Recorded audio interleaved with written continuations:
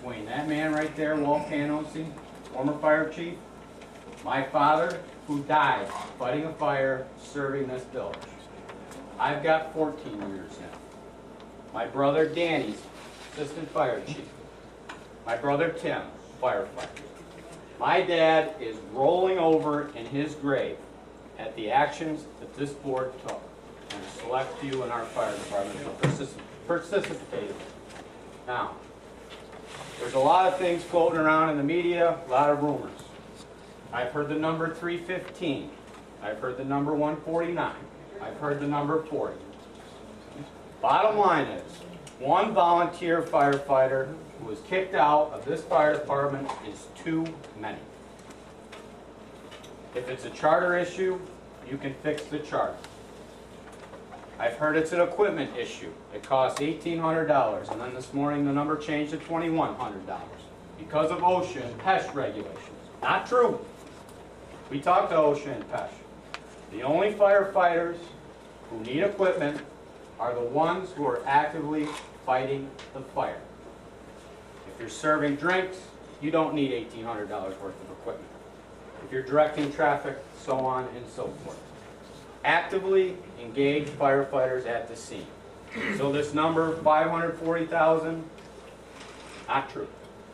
Second thing we've heard, Trustee Fallon, you said it was an insurance issue, quoted in the Binghamton Press and Sun Bulletin.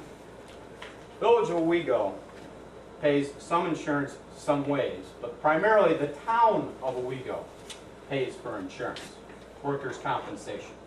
And those costs over the past 5 years have not drastically changed. So it really doesn't appear to be a cost insurance-wise as well. What are we asking? Reinstate all terminated members. Number 2, fix the charter. Number 3, rescind the bylaws that the Owego Fire Board, the majority of the Owego Fire Board, did not submit to you. You were submitted another copy that they didn't vote to support. Rescind those bylaws because there's freedom of speech issues in there, there's due process issues, as well as voting right issues that our chief talked about. Rescind those bylaws. Now, I was a village trustee once.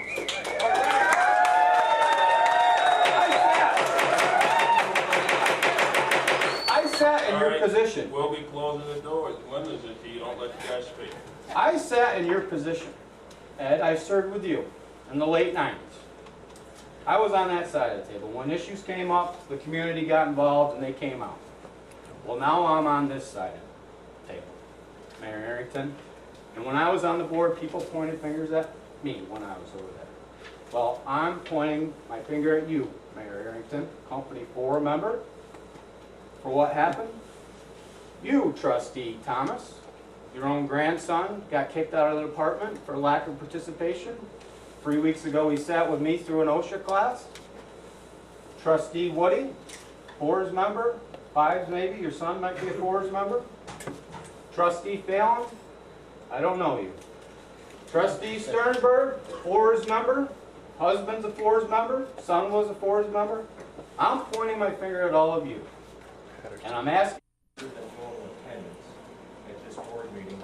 When we kept the schedule for a room with maximum capacity of 49, of which 11 are even able, which means 38 tax-paying villagers can get in here to participate in government. Secondly,